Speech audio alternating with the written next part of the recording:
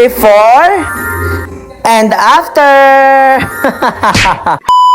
Hello mga beb, ito pala ang day 1 ng paglilinis namin sa bodega dito sa aming rooftop.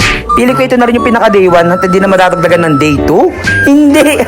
Alam ko naman mga beb na lagi nyo nakikita tong bodega namin sa aking mga vlogs lalo dito sa rooftop at hindi nyo alam kung ano mga laman nito at ngayon mga beb marireveal na yung mga basura na sinasabi nilang may pera daw. Hindi ko alam kung totoo pero malalaman nyo na mga beb.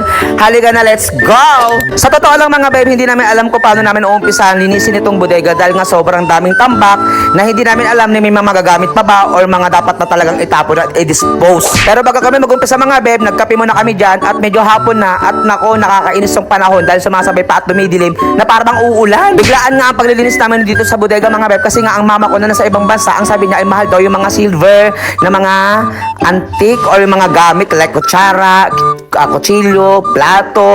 Naghanap-hanap kami dito sa bodega kung sakali makakakita kami. Syempre, pera din yung mga beb. Alam niyo na mukha akong pera. Charot. Bali, ito yung pinaka-first na lilinisin namin tong bodega mga beb. Bali, ginawa na namin pagkakataon to para matanggal yung mga dapat itapon. Yung mga pwede pang gamitin, syempre, nilabas din namin, nilabas namin lahat ng laman ng bodega na yan para maipasok namin sa loob yung mga dapat lang ipasok. Uy, pinaalala ko bigla sa pasok. Charot. Kahit mainit yung mga panahon at medyo maalinsangan na parang uulan, ay nagkape pa rin ako mga beb kasi masarap talaga ang kape habang naglilinis ka ng mga ganitong eksena at maalikabok pa yan. Charot. Buti na lang nandito si Vampirang Bading, tinulungan kami sa mga dapat gawin, yung mga bubuhatin na kaya nilang buhatin, ay sila na naglabas. Tapos ako na nag-aabot sa kanila na nanggaling dun sa loob ng bodega mga beb. Naiintindihan niyo pa ba yung rap ko? Hindi. Tatakin. Again.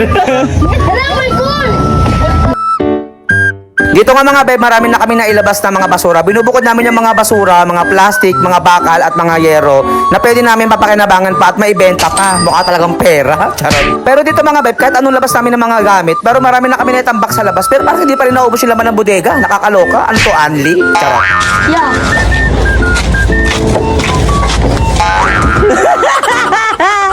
Sa mga oras na yun mga beb ay umaraw na. Akala ko magtutuloy-tuloy yung ganda ng panahon na yun mga beb. Pero hindi pala kasi kahit maaraw siya mga beb ay umaambon-ambon pa rin, nakakaloka. Kaya sa mga oras na yun mga beb ay talagang binibilisan na naman ng pagkilos at paglabas ng mga gamit sa loob ng bodega para maipasok na namin yung mga dapat ipasok.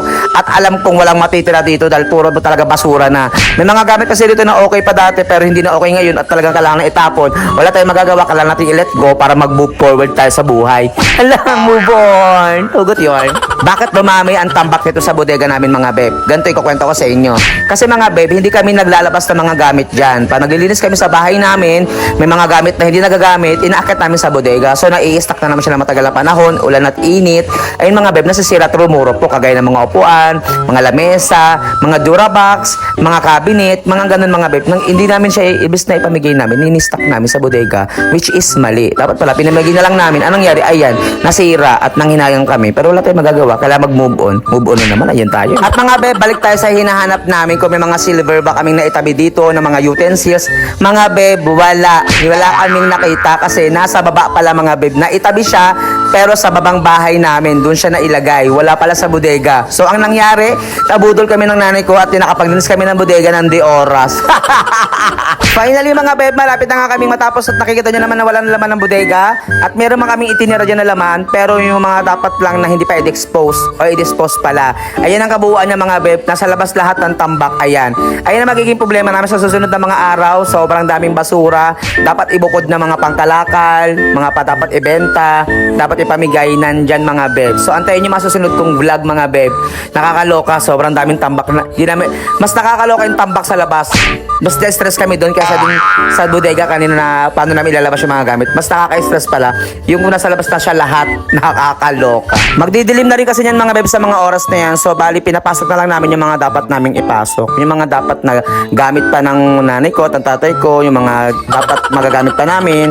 Ano ba yun? Sayo ka ng sayo dyan para kang bakala. Tigil mo nga yung bading. Bali nagwalis-walis lang ulit ako dyan sa loob mga beb para maklear na talaga kasi sabi ko bukas na lang namin itutuloy pero hindi kami kaagad nakabalik ng kinabukasan kasi nga mga beb napagod kami at parang sumakit din yung mga katawan ko, kakabuhat. Ang dami ko binuhat dyan mga beb, nakakaloka.